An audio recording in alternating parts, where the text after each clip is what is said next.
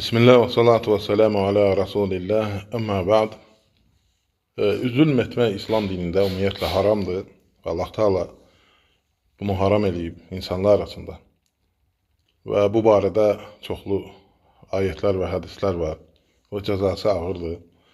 Və o bir neçə növdə olur. Ən böyük zülm Allaha şərik qoşmaqdır.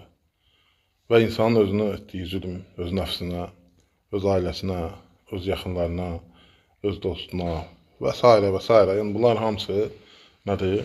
Zülmdür. Və ona görə də buna çox ehtiyatlı olmaq lazımdır. Çünki o heç vaxt unudulmur, yaddan çıxmır və buna görə hesaba çəkiləcəksən. Və Rasulullah sallallahu aleyhi ve sellem buyurdu ki: "Unsur axaka zaliman ev mazluman."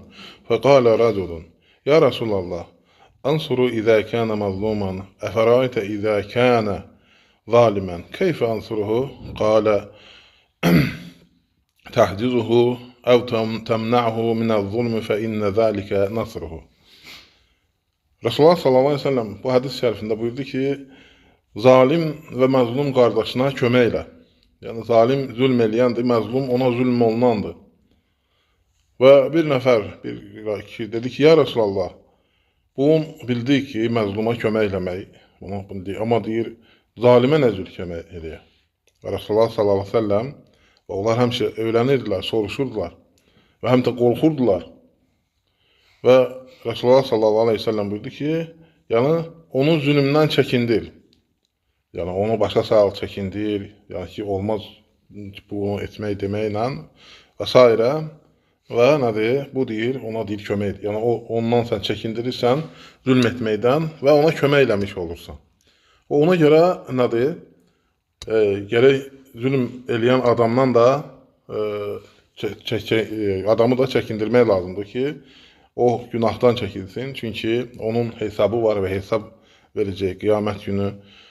Və Ömer İbn Abdülaziz rahmetullahi aleyhi buyurur ki: "İzâ da'atke kudratuka ala zulmin nas, fezkur kudratallahi teala aleyke ve nefadu ma ta'ti ileyhim ve bekâ'u ma yahtuna ileyk."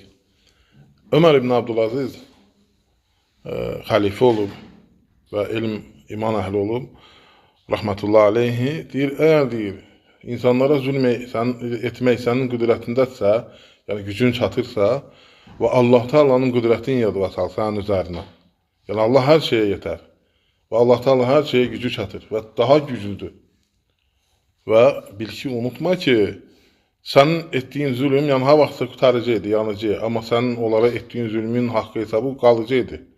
Yəni ona görə cavab verəcəksən. Və ona görə də yəni, zülm etməkdən çəkinmək lazımdır.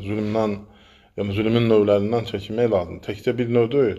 Və bəzən olur ki, məsələn, bəziləri elə başa düşür ki, məsələn, kiməsə zülm eləyirsənsə, onu eləməsən, sən zalim deyilsən. Yox, bir də görsən, insan öz nəfsinə, cəsədinə, cisminə belə yəni, yaxşı baxmalıdır.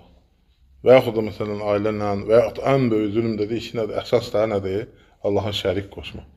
Və ona görə insan, yəni bizim dinimiz də, yəni görürsünüz ki, bütün haramlardan, bütün pisliklərdən çəkindirir. Və bu gözəl dini yəni, düzgün əməl etməməklə, yəni insanlara düzgün çatdırmamaqla da görürsən ki, insanlar fəsad törədirlər. Və elhamdülillah, ona görə də çalışaq ki, zülmdən uzaq duraq və zülm eləyənə nəsiyyət verək. Və onların da yolları var nəsiyyətin də. Və necə gəldi, harada gəldi olmaz.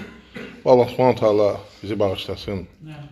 Allah Taala məzlumlara kömək olsun. Zalimlərə hidayət versin, onları doğru yola yönətsin. Allah Teala bizi bağışlasın. Allah Teala cəmaatımıza, xalqımıza hidayət versin, doğru yola yönətsin. Allah Teala ölkəmizi əmn-aman içərisində eləsin. Allah ölkə başımızı qorusun. Allah düşmənlərimizi məhv eləsin. Allah əskərlərimizi qorusun. Allah ölkəmizi qoruyanları qorusun. Subhanakallahumma bihamdik, nəşhədən la ilahe illa ente, nəstəğfiruka, nətubu ileyk.